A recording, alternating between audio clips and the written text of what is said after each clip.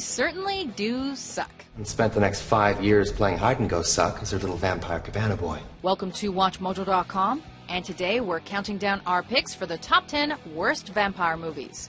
Only the living can kill the dead. For this list, we've only picked feature films, all of which are terrible and all of which involve vampires. Of course she would love to become a vampire. She practically brings it up all the time. Number 10, Immortally Yours, also known as Kiss of the Vampire. I'm immortal. A vampire. This straight-to-DVD cinematic disaster features a vampire tempted by sweet romance and the power of the Illuminati. So she give the Illuminati the immortality they so desperately seek. At a staggering 111 minutes, Immortally Yours challenges the patience of unsuspecting viewers, especially with all the overacting and college-level production design. We're dealing with a nightmare. Vampires. While the passionate love scenes remind us of 4 a.m. Cinemax skin flicks, their real purpose is probably to help young fanboys see their first boob. Tonight confirmed that. The dialogue of Immortally Yours is simply catastrophic, and the gore will have you frozen in pure astonishment. Prepare yourself to be moved, as in moving on to something more worthwhile. We can't go on like this anymore. Moving from city to city, country to country. Number 9, 30 Days of Night, Dark Days. We wait till dark, till they go out and hunt. After the success of 2007's 30 Days of Night, a fresh cast was assembled for a biting sequel with a new director. And the final result ended in dark days for hopeful moviegoers.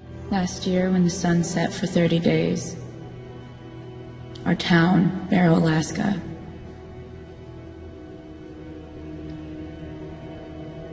came under siege by a clan of vampires. As the wife of the late Eben, Stella spreads her husband's message of vampires all over the world. And her enemies actually hide by wearing sunglasses in auditoriums. If there are any of you out there, I suggest you stand and show yourselves. While 30 Days of Night, Dark Days reintroduced the world to Michael Dawson of Lost, most viewers would rather spend time on a deserted island than endure the 92 minutes of this brutal sequel. I know where they're hiding. Take care of it. Number 8, Dracula II, Ascension. I was right! Shit, we found a vampire. This American-Romanian production combined the absurd with downright offensive imagery. A sequel to Dracula 2000, Patrick Lucier's film chronicled the story of a Vatican vampire hunter and his quest to end Dracula forever. We all know it's a vampire. No, nobody's kidding themselves here. See, because Dracula is actually Judas Iscariot. Father Uffizi could not have predicted the proverbial card up the vampire's sleeve, but at least viewers received a little closure in the end. Well, no, they actually did not. I'll find you. I'm counting on it. This film has it all, if you're looking for everything terrible in cinema. Count this! 737,898. Number 7, Dracula, Dead and Loving It. Count Dracula? I'm sorry, my dear, but you have such a lovely occipital mapillary. Even legends make a few mistakes, right? And for your miserable performance, you will receive no tip. Who knows what Mel Brooks was thinking when he made this comedy? And maybe there's a reason he hasn't directed a film since. I have been to many, many stakings. You have to know where to stand. You know, everything in life is location, location, location. With humor perfect for your grandma or grandpa, Dracula, Dead and Loving It builds off classic themes of the genre with painfully awkward performances, including one by Brooks himself as Van Helsing. Hello, I'm still standing, Professor Van Helsing. Outdated and dead on arrival, this flick has no tick. She's almost dead. She's dead enough. Number 6, Vampire Academy. Damn. Back to the Vampire Academy. As the daughter of Back to the Future actress Leah Thompson, Zoe Deutsch was blessed with beauty and brains. But this young adult film had viewers dreaming of a time machine headed for a better movie. Having a bad dream. It wasn't a dream. As a half-human, half-vampire, Rose Hathaway trains to protect her own. But the style and tone of Vampire Academy failed to connect with younger viewers. Or the entire world, for that matter. Please don't say Vampire Academy. I find the term to be quite... You set someone on fire. It's horrible in the most hilarious of ways. A film with potential, but unsure how to use it. Yeah. I want you to say all those things. Good night, Rose. Number 5. Abraham Lincoln, Vampire Hunter. Abraham Lincoln. As proof that Hollywood will do absolutely anything to make a few bucks, this adaptation of Seth Grahame-Smith's novel effectively shook the grave of a U.S. president. For whatever else I am, a husband, a lawyer, a president, I shall always think of myself as a man who struggled against darkness. Abraham Lincoln, Vampire Hunter, portrayed a world in which Honest Abe had more problems than we could imagine, and ultimately confused the minds of young history students. I thought you were an honest man, really. A stand-up comic starred in the title role, for crying out loud. And we all know that Lincoln most likely would have preferred Brad Pitt. You weren't ready to know. What, that you were a vampire? The Vampire Hunter rode the railroad into more Beckman-Beethoven's film, but it was the film itself that was a symbolic train wreck.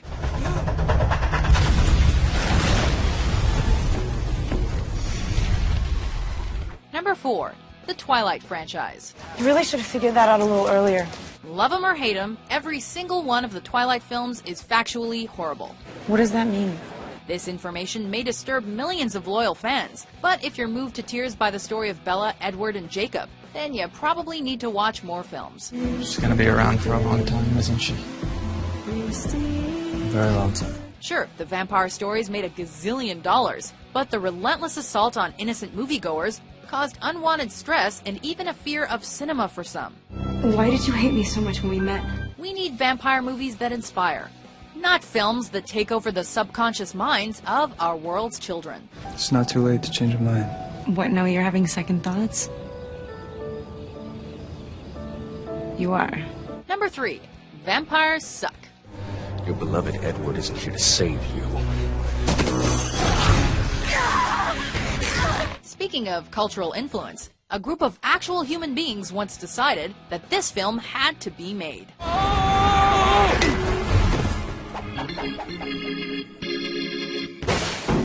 Riding on the tail of the Twilight phenomenon, Vampires Suck made fun of brutal genre films while simultaneously adding to the collection. Say what you want about them, but they do know how to party.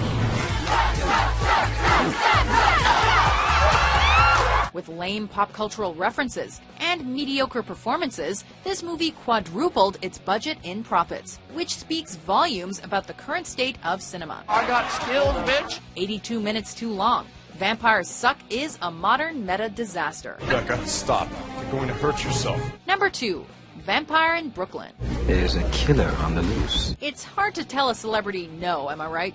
Fresh off the heels of Beverly Hills Cop 3, Eddie Murphy decided it was a good career choice to star in Wes Craven's tale of Big Apple Bloodsuckers. A woman with a smile so lovely it could brighten the darkest night. Edited by the director of our number 8 entry, Vampire in Brooklyn was actually written by Eddie Murphy and allowed him to show off his comedic versatility with several roles. You know, that was my fault. No, that was my fault. I apologize. My friend was drunk that night. In perhaps the biggest slam from critics, Roger Ebert once noted, quote, "The movie is unpleasant to look at, and my overall memory of it is people screaming in the shadows." Vampire fail. There's nothing wrong with being just a little crazy. Before we unveil our top pick, here are a few honorable mentions. You had him every night in your dreams and you never even shared.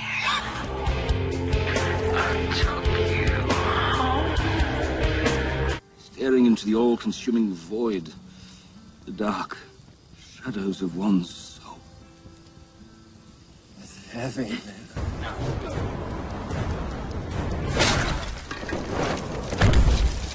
Hey, vampire.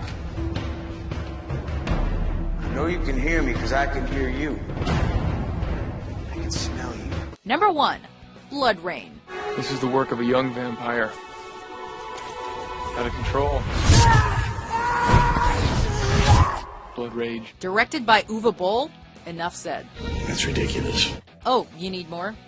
Well, the legendary Ben Kingsley said it best. Quote, "Prepare to witness the beginning of a new era." A stark night.